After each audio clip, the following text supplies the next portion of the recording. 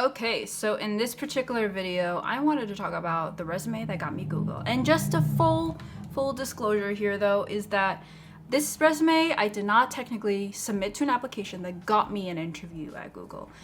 This was a recruiter that reached out to me from somehow, I think she looked at my LinkedIn or something like that. That's what she ended up saying, that I was on like radar for her because someone mentioned it or something through my LinkedIn or through a list of candidates that they were considering for before they even did the sourcing. But then I submitted my resume. So it's not like this resume got me Google. This resume got me through the door, okay? So I'm gonna talk about this because I wanted to go over how much my resume has changed. If you looked at my video over here, I talked about my resume that I got Accenture with and how I tailored my resume as well. This is completely different. You're gonna notice the structure is completely different, and I'm gonna just show you on the screen right now. So this is how it looks like. I'm gonna be blurring some of the details out there, like my email address. First thing you'll see is I actually changed the format. The format is where the left panel is going to be more specific on education, skills, and activities. And I wanted to do that because I wanted to kind of make it a little bit more streamlined instead of like having a traditional one, because I knew if I was going for Google, they're not necessarily the most traditional. If anything, you don't even wear business professional at an interview. So I had to be strategic with what I was going to do, but also I was using this as a resume in general because I was already looking at product management roles before I had Google, so this was the resume I was using. This was done on Canva. If you want to take a look, the link is down below. That's the exact template I was using, and it's free. So all I did was just make it nice and pretty, and then it just made it into my own little structure here. So now I'm gonna just jump into here. Skills I had on the left side. I did not want to go into like technical or software or language. I just put it all down in the line because at the end of the day, it's like really depending on who you ask. You just want to see the skills. You don't really care about the way you segment it. That just adds text. And then moving forward, I have activities, which is what I wanted to put in there because it is what I still do, and it does have some kind of benefit because it's kind of like program management in a lot of ways, and it does have benefits to that because product management, program management, very different, but yet very similar kind of tactics. And especially with when it comes to product management, if you treat the organization as a product, technically that's what you can be doing. And one of the roles I had that I interviewed for is actually product management, but it was for a program, so not necessarily the same, but still very similar. Moving on to work experience, you're gonna notice I had only 3, and honestly, only one of them gave me an actual job. So the reason why I did this was because I had Accenture as my number 1. I was there for 3 years. It's my first full-time job out of college. I did not really do anything beyond that when it comes to paid jobs, but I did want to show my other work as well, like the YouTube channel and technology consulting community. And actually the technology consulting community part on that resume got me the job interview for, no, not even the interview, got me the job offer for the one when it comes to the product management in a community. So boom, right there, it actually got me, like they oh my God, they went right through into it and was like, wow, this is exactly what we're looking for. And I put that on there, and it's not necessarily what I intended it to be, but that's what ended up happening. So for this particular one, this is what I was actually looking for, is that before college, I had internships. And to be honest, I feel like my work at Accenture can speak for itself. I did not think I needed all my internships on there. So I was thinking about which ones do I actually care about? Like, yes, I had a product management internship, but technically my role at Accenture is so good. So it like literally talks about everything possible I needed to talk about in a job interview. I can just rely on that because an internship is 10 weeks, 12 weeks, maybe even less, maybe like 1 day every single week for a whole semester, which is what I did for the product management one. But when it came to Accenture, it's every day for the past 3 to 4 years. So I wanted to highlight that, and it was like a really big juicy text over there. It's like not really a skinny one like a lot of people. So I had fewer things on there, so I had a big juicy one, and I made sure that I focused on, if you notice the words I'm using, implement, drive, deploy, launch, monitor, mentor, these are all general words that you will see in product management and implementations and solutions consultants, solutions architects.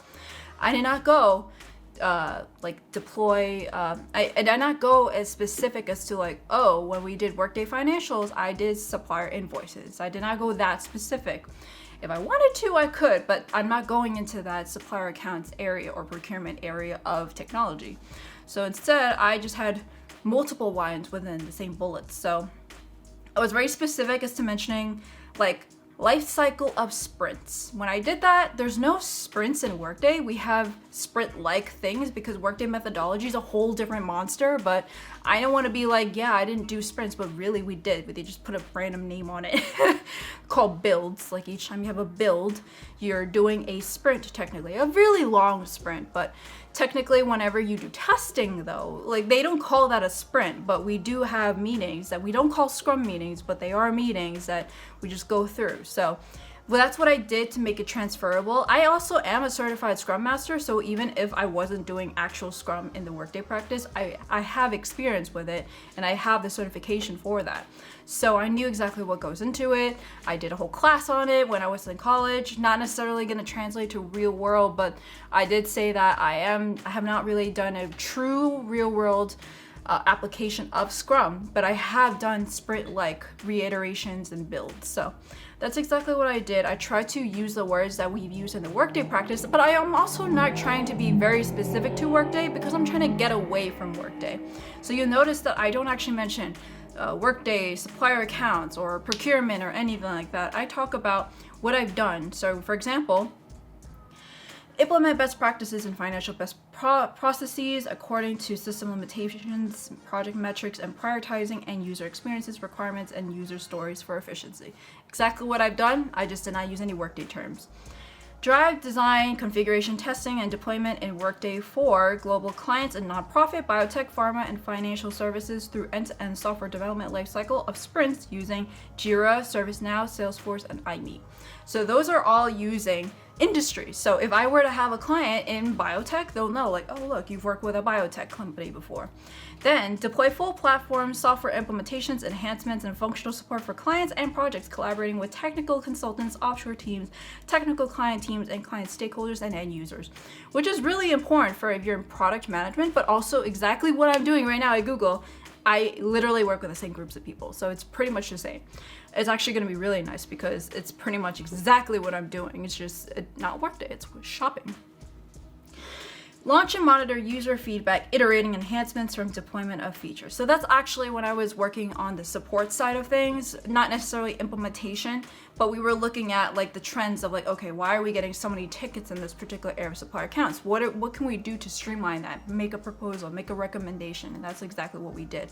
That was like one of the things that I talked about in my job interview, is that how we had these reports that we were working on to see, okay, we are noticing that there's this area is a troublesome area. Why? Like, how can we find the root cause of that and fix it with an implementation, as opposed to constantly being reactive and fixing it when it comes up?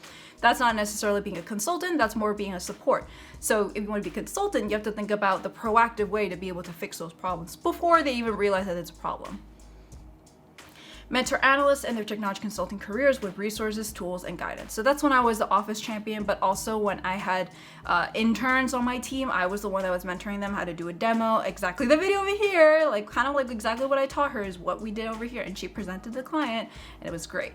So a lot of those I was able to mentor, but also you can technically say, like, because I was at Accenture doing this, like technically the moment you walk into the door, anyone after you, you're mentoring. It's not always going to be down to the higher ups to do it. Sometimes it's on you to do it.